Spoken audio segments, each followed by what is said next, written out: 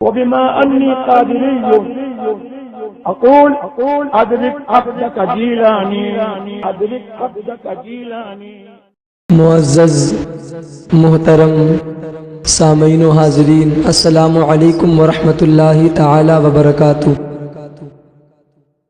الحمد للہ رب العالمین والصلاة والسلام علی سید الانبیاء والمرسلین وعلى آلہ واصحابہ اجمعین، اما بعد فقد قال اللہ تعالی وتبارک فی القرآن المجید والفرقان الحمید.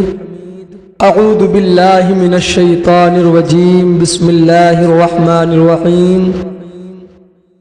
ثم دنا فتدلى فكان قاب قوسين أو أدنى فأوحى إلى عبده ما أوحى. صدق الله العظيم وبلغنا رسوله النبي الكريم ونحن على ذلك لمن الشاهدين والشاكرين والحمد لله رب العالمين. تمام حمد و ثنا، تعریف و توصیف اللہ جل مجدہ الکریم کی ذات بابرکات کے لیے، جو خالق کل کائنات بھی ہے اور مالک شش جہاد بھی. اللہ جل وعلا کی حمد و ثنا کے بعد حضور رسول رحمت، نبی معظم، شفیع محتشم، اللہ کے پیارے، امت کے سہارے، جلوہ صبح ازل، نور ذات لم یزل، باعث تکوین عالم، فخر آدم و بنی آدم، نیر بطحا، سر خیل زہرا جمالا، سر نشین مہوشا تتم دورا، رازدار ما اوحا، شاہد ما تغا، صاحب علم نشرہ، معصوم آمینہ، احمد مجتبی محمد مصطفیٰ صلی اللہ علیہ وسلم کی بارگاہ ناز میں اپنی یقینتوں اور محبتوں کا خراج پیش کرتے ہوئے بآواز بلند درود پاک پڑھ لیں. اللہم صلی علی سیدنا شفیعنا مولانا محمد بارک وسلم، صلاۃ و سلاما علیک یا رسول اللہ صلی اللہ تعالی علیہ وسلم.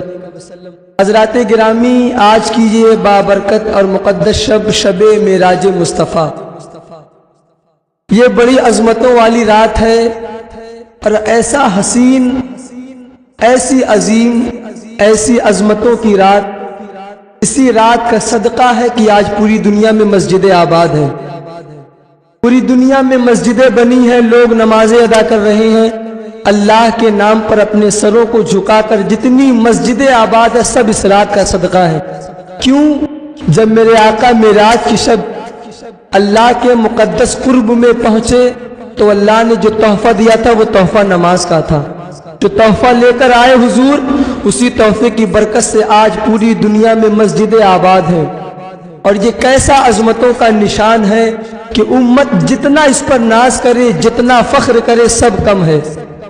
یہ رات، وہ عظیم رات، وہ عظیم معجزہ اللہ نے اپنے محبوب کو عطا فرمایا.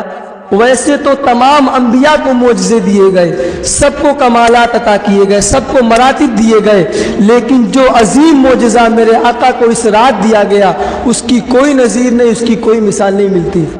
اللہ تبارک و تعالیٰ نے اپنے حبیب کو جو اپنے قرب خاص میں بلایا، حضور لامکہ پہنچے، اپنے رب کا دیدار کیا. یہ 3 مرحلوں کا واقعہ ہے.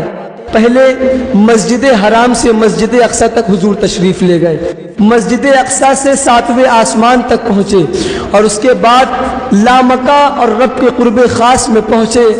فرمایا گیا اگر کوئی شخص جو پہلا مرحلہ ہے یعنی مسجد حرام سے لے کر مسجد اقصی تک اس کا انکار کرے گا تو وہ کافر ہو جائے گا.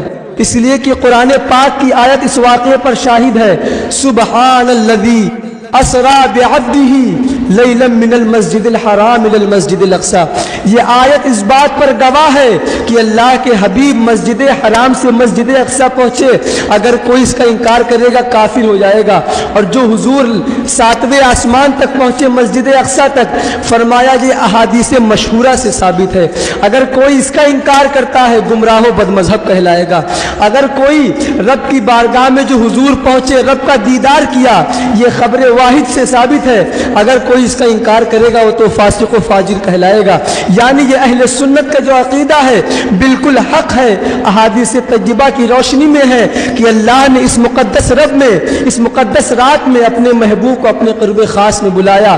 اور یہ جو آیت کریمہ چھوٹی سی ہے لیکن اس آیت میں اللہ نے نہ جانے کتنے سوالات کے جوابات دے دیے، کتنے اعتراضات کا حل فرما دیا۔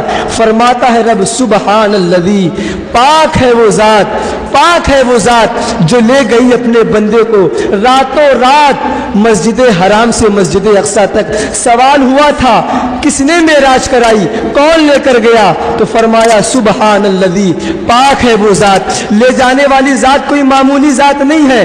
رب جانتا تھا صدیوں بعد اگر لوگ اعتراض کریں گے، صدیوں لوگ بعد انگلی اٹھائیں گے کہ آخر ممکن کیسے ہے رات کے تھوڑے سے حصے میں بندہ زمین سے آسمان تک، آسمان سے لامکاں تک پہنچ جائے اور یوں ہی واپس چلے آئے۔ تو رب نے پہلے ہی جملے فرمایا سبحان الذی، پاک ہے وہ ذات، معمولی ذات نہیں ہے، وہ رب العالمین ہے، قادر مطلق ہے، جو چاہے جیسے چاہے جس کے ساتھ چاہے کرے، اس کو کوئی روک نہیں سکتا۔ تو پہلے ہی جملے میں جواب دیا۔ پھر سوال ہوا آخر معراج کسے کرائی گئی، کون گیا معراج پر؟ فرمایا بعبدہ، اپنے پیارے بندے کو رب نے معراج کرائی، اپنے محبوب کو رب نے معراج کرائی۔ اب عبد فرما کر دے، رب نے ایک اور اعتراض کا جواب دے دیا۔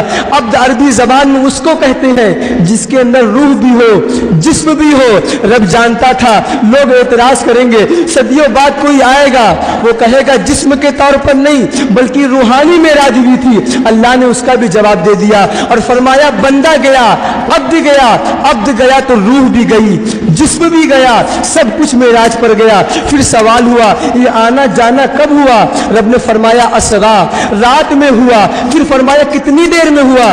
فرمایا لیلن، رات کے تھوڑے سے حصے میں ہوا۔ پھر سوال ہوا کیوں کیا رب نے کیوں معراج کروائی؟ فرمایا لنریہ من آیاتنا، تاکہ رب اپنے محبوب کو اپنی نشانیاں دکھا دے، اپنے قرب خاص میں بلا کر تمام عالم کی سیر کروا دے اور اپنے محبوب کو تمام عالمین کی عجائبات کو دکھا دے۔ یہ معراج کا واقعہ ہے۔ اور فرمایا گیا پہلی بار نہیں ہے، حضور کو 34 مرتبہ معراج عطا ہوئی۔ 11 مرتبہ حضور نے حالت خواب میں معراج کی ہے، 11 مرتبہ حالت نماز میں حضور نے معراج کی اور 11 مرتبہ عام حالات میں حضور کو معراج عطا ہوئی۔ لیکن جو 34ویں معراج ہوئی ہے جس میں اللہ نے اپنے محبوب کو بھیجا فرشتوں کو جاؤ میرے محبوب کو لے کر آؤ، اس کا پس منظر یوں بیان کرتے ہیں اصحاب سیرت نے لکھا کہ جب حضور نے مکہ مکرمہ میں تبلیغ دین کا سلسلہ شروع کیا، مکہ کے کافر آپ کو ستا رہے ہیں، آپ کو ظلم و ستم کا نشانہ بنا ہے۔ اللہ کے رسول مکہ چھوڑ کر کے طائف کے مقام پر گئے، آپ چاہتے تھے وہاں کے لوگوں کو جا کر کے دین کی تبلیغ کرے، وہاں کے لوگوں کو دین پہنچائے۔ لیکن جب آقا کریم طائف پہنچے وہاں کے لوگ اور ظالم تھے، انہوں نے اللہ کے رسول کے ساتھ خوب ظلم و ستم کیا، یہاں تک کہ اللہ کے رسول کے مقدس نالین آپ کے جوتوں میں خون بھر گیا۔ جب آپ کو پتھر مارتے اللہ کے رسول بیٹھ جاتے، وہ ظالم آپ کو دوبارہ کھڑا کرتے پھر پتھر مارتے۔ اللہ کے رسول نے سیدہ عائشہ سے فرمایا تھا اے عائشہ مجھ پر سب سے زیادہ سخت دن وہ تھا جب تیری امت نے طائف میں، جب تیری قوم کے لوگوں نے طائف کے بازار میں مجھ پر پتھر بازی کی تھی۔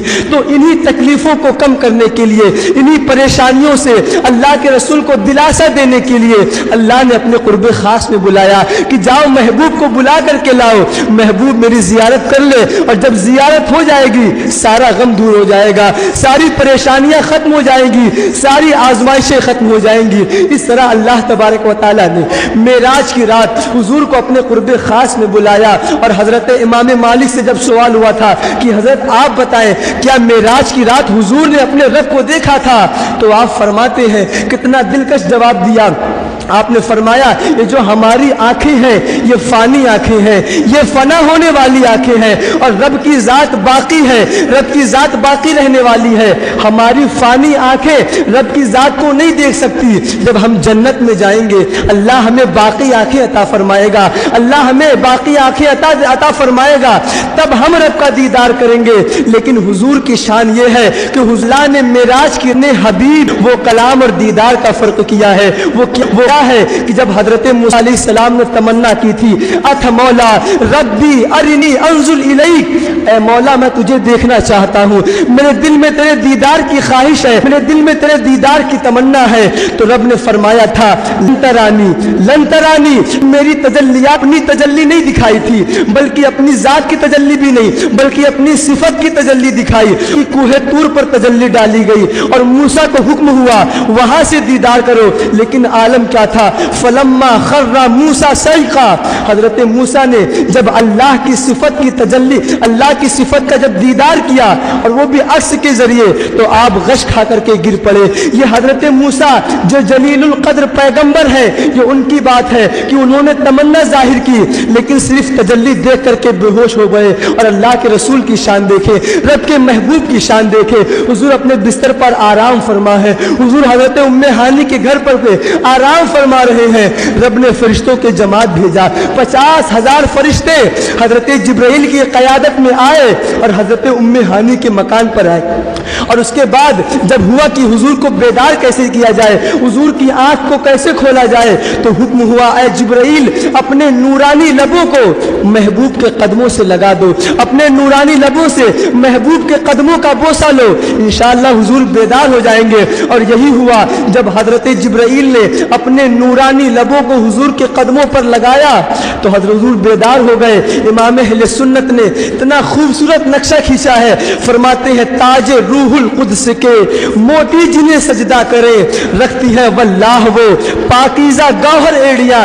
یا رسول اللہ، آپ کے طلبوں کا، آپ کی ایڑیوں کا عالم یہ ہے کہ جبرائیل علیہ السلام اپنے نورانی لبوں کو لگا رہے ہیں، آپ کے سر کی عظمت کو کوئی کیا جانے گا، یہ حضور کی شان ہے۔ پھر حضور کو دولہا بنایا گیا، حضور ملائکہ کے جھرمٹ میں دولہا بنائے جا رہے ہیں۔ امام اہل سنت نے جو قصیدہ لکھا، ایسا لگتا ہے گویا امام اس واقعے کو ملاحظہ فرما رہے ہوں، ہر لہجے کو، ہر واقعے کو، ہر چھوٹی چھوٹی تفصیل کو امام نے اپنی آنکھوں سے دیکھا۔ کیا فرماتے ہیں؟ خدا ہی دے صبر جان پرغم، دکھاؤں کیوں کر تجھے بے عالم، جب ان کو جھرمٹ میں لے کے قدسی جنا کا دولہا بنا رہے تھے، وہ کیسا حسین منظر تھا، وہ کیسا نرالا عالم تھا، وہ کیسا حسین منظر ہوگا جب دولہا بنا سرور ہوگا۔ اس شاخ تصور کر کر کے بس روتے ہی رہ جاتے ہیں۔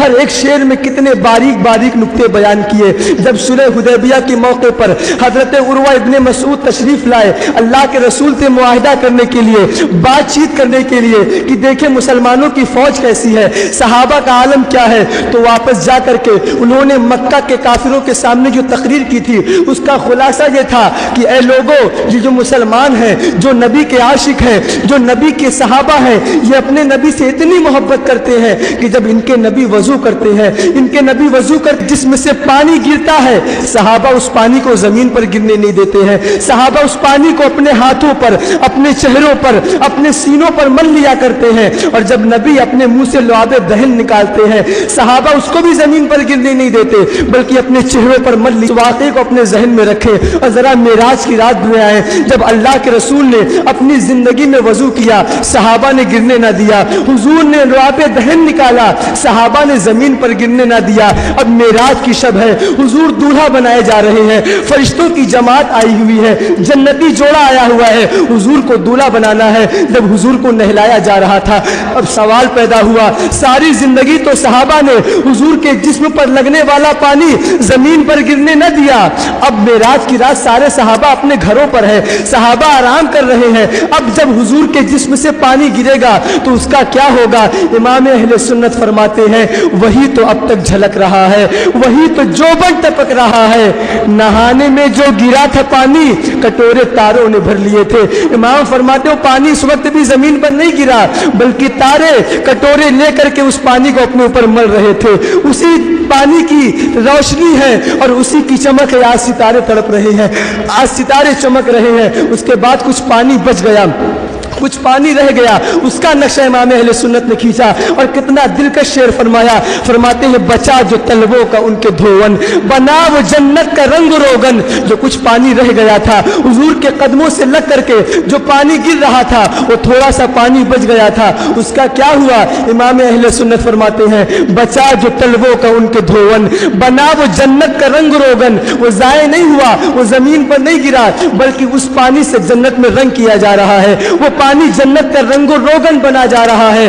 بچاؤ جو طلبوں کا ان کے دھون، بنا وہ جنت کا رنگ و روغن. جنہوں نے دولہا کی پائی اترن، وہ پھول گلزار نور کے تھے. یہ امام اہل سنت ہے. ایسا حسین نقشہ کھینچا. ہر شعر کی تشریح کرو ایک واقعہ آپ کے ذہن میں نظر آتا ہے گا. یہ امام اہل سنت نے جب کھینچا، دھیرے دھیرے حضور جب تشریف لے گئے، فرمایا پہلے مسجد حرام سے مسجد اقصی تک پہنچے اور قرآن پاک میں رب فرماتا ہے سبحان الذی اسرا، پاک ہے وہ ذات جو لے گئی. اسرا کہتے ہیں سیر کرانے کو، چلنے کو، سفر کرنے کو نہیں کہتے، بلکہ اسرا کا مطلب ہوتا ہے اللہ نے سیر کرائی. آپ اندازہ لگائیں حضور جب تشریف لے گئے براق پر سوار ہو کر کے، تو کہا جاتا ہے براق کی تیز رفتاری کا عالم یہ تھا جہاں تک نگاہ جائے وہ ایک نگاہ ایک لمحوں میں وہ سفر طے کر لیا کرتا تھا. اس رفتار سے سواری جا رہی ہے اور حضور سیر کر رہے ہیں. یہ حضور کی سیر کا عالم ہے اور اتنی تیز رفتار سواری ہے، اس کے باوجود حضور تمام مشاہدہ تمام چیزوں کو دیکھتے جا رہے ہیں. خود فرماتے ہیں جب میں گزرا تو میں نے دیکھا حضرت موسیٰ اپنی قبر میں نماز پڑھ رہے ہیں. یہ اتنی تیزی سے سواری جا رہی ہے، لیکن دولہا ہے کہ کیا نرالی شان والا دولہا ہے، تمام منظر کو دیکھتا ہوا جا رہا ہے. اور فرمایا اللہ نے معراج اس لیے بھی کروائی تھی کہ حضور کو اللہ نے تمام عالمین کے لیے رحمت بنا کر بھیجا ہے. اور فرمایا وما ارسلناک الا رحمتا للعالمین. اور ایک مقام پر حدیث قدسی میں ارشاد ہوا لولاک لما خلقت الکائنات، لولاک لما خلقت السماوات، لولاک لما خلقت الارضین. اے محبوب اگر تمہاری تخلیق مقصود نہ ہوتی، تم کو دنیا میں بھیجنا مقصود نہ ہوتا، تو یہ ساری کائنات نہ بنائی جاتی، یہ زمین و آسمان نہ بنائے جاتے. تو فرمایا معراج میں ایک یہ بھی حکمت تھی کہ جب ساری دنیا پر حضور کی حکومت ہے، ساری دنیا حضور کے صدقے میں بنی ہے، تو محبوب کو بلا کر کے دنیا دکھائی جا رہی ہے، آسمانوں کو دکھایا جا رہا ہے، جنت و دوزخ تمام چیزوں کو دکھا دیا گیا تاکہ محبوب دیکھ لے کہ محبوب کا سکہ کہاں کہاں چلتا ہے، محبوب کی حکومت کہاں کہاں ہے. اور ایک یہ بھی حکمت تھی کہ حضرت آدم سے لے کر کے حضرت عیسیٰ علیہ السلام تک جتنے بھی نبی آئے سب نے یہی کہا اللہ ایک ہے، اللہ کو مانو گے جنت میں جاؤ گے، نہیں مانو گے تو جہنم میں جاؤ گے. تو کہا سب نے گواہی دے دی لیکن کسی نے دیکھا نہیں ہے. محبوب کو بلا کر کے دکھا دیا، کہا کہ جب حضور جائے اور لوگوں سے کہے کہ اگر ایمان لاؤ گے تو جنت میں جاؤ گے، اگر کوئی پوچھ لے آپ جس جنت کا وعدہ کرتے ہیں کہ آپ نے اس جنت کو دیکھا ہے، تو حضور کہیں گے ہاں میں نے جنت کو بھی دیکھا ہے، میں نے جنت کی نعمتوں کو بھی دیکھا ہے، میں نے تمام چیزوں کا مشاہدہ کیا ہے. یہ تمام حکمتیں ہیں جو معراج میں اللہ نے پوشیدہ رکھی ہیں. یہ مقام اللہ نے آپ کو عطا فرمایا. جب حضور تشریف لے گئے براق پر سوار ہو کر کے مسجد حرام سے مسجد اقصی پہنچے. مسجد اقصی تک پہلے آسمان نوری سیڑھیوں سے تشریف لے گئے، پہلے آسمان سے ساتویں آسمان فرشتوں کے پروں پر گئے، یہاں تک کہ جب سدرۃ المنتہا پہنچے جہاں جبرائیل علیہ السلام کے مقام کا آخری حصہ تھا، حضرت جبرائیل نے کہا اب اس کے آگے آپ خود جائیے، اگر میں نے ایک پر کے برابر بھی ایک قدم بھی آگے بڑھایا تو میرے پر رب کی تجلی سے جل کر کے خاک ہو جائیں گے. اس کے بعد اللہ کے رسول رف رف نامی تخت پر سوار ہو کر کے اللہ کے قرب میں جا رہے ہیں، اللہ کے قرب خاص میں جا رہے ہیں. فرماتے ایک مقام پر جا کر کے رف رف کی بھی انتہا ہو گئی، اب وہاں کچھ نہیں ہے، اب وہ لامکاں ہے، نہ دائیں ہے نہ بائیں ہے، نہ اوپر ہے نہ نیچے ہے، نہ کسی انسان کا وہاں تصور ہے، کچھ بھی نہیں ہے، وہ لامکاں ہے، نہ سواری ہے نہ کوئی ساتھی ہے، اب صرف حضور ہے. ایسے میں ندا آئی بڑھے محمد قریب احمد قریب آ سرور ممجد نثار جاؤ. یہ کیا ندا تھی، یہ کیا سما. سدرۃ المنتہا سے لے کر کے لامکاں، سدرۃ المنتہا سے لے کر کے لامکاں تک جتنا فاصلہ تھا حضور نے ایک قدم میں طے کیا اور تقریباً 1000 مرتبہ یہ ندا آئی اے احمد قریب ہو جاؤ، اے احمد قریب ہو جاؤ. ہر ندا پر حضور اپنے قدم کو بڑھاتے جاتے ہیں، یہاں تک کہ اتنا قریب پہنچے قرآن فرماتا ہے ثم دنا فتدلی، پھر قریب ہوئے، کتنا قریب ہوئے رب جانے، رب کا محبوب جانے۔ قرآن کہہ رہا ہے فکان قاب قوسین او ادنی، 2 کمانوں کے برابر فاصلہ تھا یا اس سے بھی کم تھا۔ اس کے بعد اس وقت کیا راز و نیاز کی باتیں ہوئی، وہ کیسا عالم تھا، وہ کیا موقع تھا، اس وقت اللہ نے اپنے حبیب سے کیا کلام کیا۔ فرماتا ہے قرآن فاوحا الی عبدہ ما اوحا، پھر رب نے وحی کی اپنے بندے کی جانب جو وحی کی، جو رب نے وحی کی رب جانے، اس کا محبوب جانے۔ ہماری عقلیں وہاں تک نہیں پہنچ سکتی، ہماری عقلیں، امام کہتے ہیں خرد سے کہہ دو کہ سر جھکا لے، یہاں عقل کا کام نہیں ہے۔ حضور اس مقام پر پہنچ گئے جہاں عقل کام نہیں کرتی۔ شیخ ابو الحسن رفاعی کا واقعہ، آپ کہتے میں نے ایک رات میں روحانی طور پر پرواز کی اور میں اڑتا گیا یہاں تک کہ میں نے 70 لاکھ عرش عبور کر لیے۔ اس وقت ندا آئی اے ابو الحسن کہاں جانا چاہتے ہو، کہاں کا ارادہ ہے؟ میں نے عرض کیا مولا معراج کی رات جس عرش پر حضور نے اپنے قدم کو رکھا تھا اس عرش کو دیکھنا چاہتا ہوں، اس عرش کو دیکھنے کی خواہش ہے۔ آواز آئی ارجع فإن لا وصول لك، اے ابو الحسن لوٹ جاؤ، معراج کی رات جس عرش پر محبوب نے قدم رکھا تھا تمہارا خیال بھی وہاں تک نہیں پہنچ سکتا، ہماری عقلیں وہاں تک نہیں پہنچ سکتی۔ امام کہتے ہیں خرد سے کہہ دو کہ سر جھکا لے، گما سے گزرنے والے پڑے ہیں یا خود جہت کو لالے، کسے بتائیں کدھر گئے تھے، سراغ کیف و متا کہاں تھا، نشان کیف و الا کہاں تھا، نہ کوئی ساتھی نہ کوئی راہی، نہ سنگ منزل نہ مرحلے تھے، کمان امکان کے جھوٹے نکتوں تم اول آخر کے پھیر میں ہو، محیط کی چال سے تو پوچھو کدھر سے آئے کدھر گئے تھے۔ یعنی اس مقام پر حضور پہنچے جہاں ہماری عقلیں کام نہیں کر سکتی۔ آج لوگ حضور کے اختیار کو ناپ رہے ہیں، حضور کے مرتبے کو ناپ رہے ہیں، حضور کے پاس اتنا علم تھا، حضور کی اتنی شان تھی، معاذ اللہ حضور کی شان تو وہ ہے جہاں ہمارا خیال بھی نہیں پہنچ سکتا۔ کوئی حد ہے ان کے عروج کی، ان کے عروج کی کوئی حد ہی نہیں ہے، بلکہ اللہ نے انہیں وہ مقام عطا فرمایا جہاں تمام نبیوں کا بھی تو خیال وہاں تک نہیں پہنچ سکتا۔ اور فرمایا گیا معراج کی ایک آخری حکمت میں آپ کے سامنے عرض کروں کہ اللہ نے اپنے حبیب کو جو اس رات قرب خاص میں بلایا، جنت و دوزخ کی سیر کرائی، آسمانوں کی سیر کرائی، قرب خاص میں بلایا، کلام کیا، اس میں حکمت یہ تھی کہ تمام انبیاء کو معجزے ملے، کسی کو کچھ معجزہ ملا، کسی کو کچھ شان دی گئی۔ حضرت عیسیٰ علیہ السلام آسمانوں پر تشریف لے گئے، حضرت ادریس علیہ السلام آپ جنت میں تشریف لے گئے، اور حضرت موسیٰ کو اللہ نے شرف کلام سے بخشا۔ فرمایا معراج کی رات محبوب کو بلا کر ان تمام معجزات کو ایک ہی بار میں عطا کر دیا گیا کہ اے محبوب جتنے مرتبے تمام نبیوں کو ملے تھے ایک ہی رات میں سارے تمہارے حصے میں دیے جاتے ہیں۔ کہا حسن یوسف دم عیسیٰ ید بیضا داری، آج خوبا ہما دارند تو تنہا داری۔ یا رسول اللہ آپ کی شان تو وہ ہے کہ جتنے تمام نبیوں کو مرتبے دیے گئے وہ تمام عظمتیں، تمام رفعتیں، تمام بلندیاں آپ کو تنہا عطا کی گئی ہیں۔ یہ اللہ کے رسول صلی اللہ علیہ وسلم کی معراج کا ایک ہلکا سا نقشہ تھا، ورنہ اس راز کی، اس مقام کی کوئی حقیقت تو کیا سمجھے گا جب امام نے کہہ دیا کہ عقل سے کہہ دو کہ سر جھکا لے۔ ہمارا عقیدہ یہ ہے کہ اللہ نے اپنے حبیب کو اپنے قرب خاص میں بلایا، اپنا دیدار کرایا، اور جو راز و نیاز کی باتیں کی گئی وہ اللہ اس کا محبوب جانتا ہے۔ اور بالخصوص جو اللہ نے اس رات اپنے حبیب کو اپنے قرب خاص سے جو تحفہ عنایت فرمایا، جو خاص تحفہ اللہ نے دیا وہ نماز کا تحفہ تھا۔ یہ مقدس رات میں مقدس رب نے اپنے پیارے حبیب کو دیا ہے، ہمیں چاہیے کہ وہ مقدس تحفے کی حفاظت کرے، نمازوں کی پابندی کرے۔ اللہ تبارک و تعالی ہم سب کو گناہوں سے بچنے کی، نیکیوں کے کرنے کی توفیق عطا فرمائے، شب معراج کی برکتوں سے حصہ عطا فرمائے۔ استغفر اللہ ربی من کل ذنب و اتوب الیہ، وآخر دعوانا ان الحمد للہ رب العالمین۔ السلام علیکم ورحمۃ اللہ۔